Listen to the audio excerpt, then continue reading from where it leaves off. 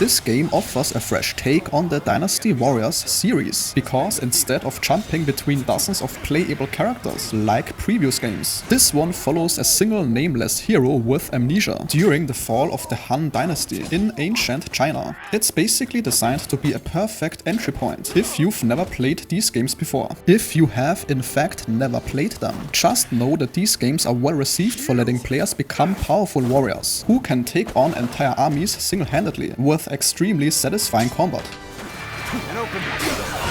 An opening! Can't believe this!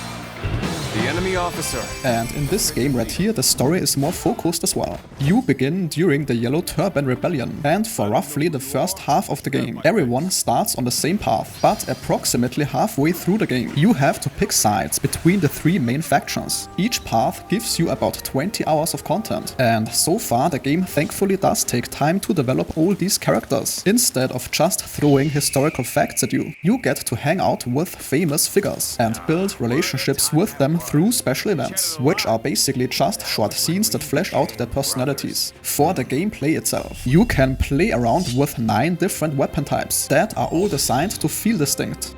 Looking rough. Looking rough. Tables turn. Take this.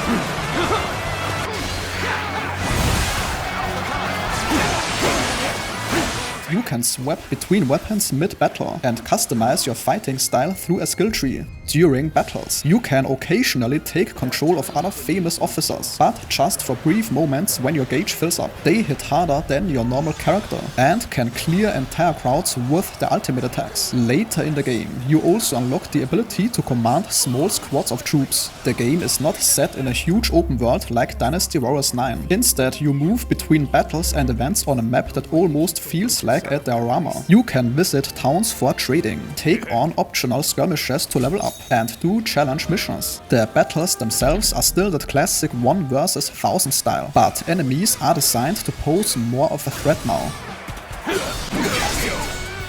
since the game branches out at a certain point. The game does give you the ability to replay your first chosen faction, which is basically New Game Plus, and also begin the other 2 factions, instead of having to start from scratch. What makes this game stand out to me is how it takes the time to tell a more personal story within this huge historical conflict. It's not just about the big battles, even though they are impressive, and so far the game purposely introduces its features gradually, instead of overwhelming you, which is always appreciated. And that sentence concludes today's video. If your time was respected, a like or comment is very much appreciated.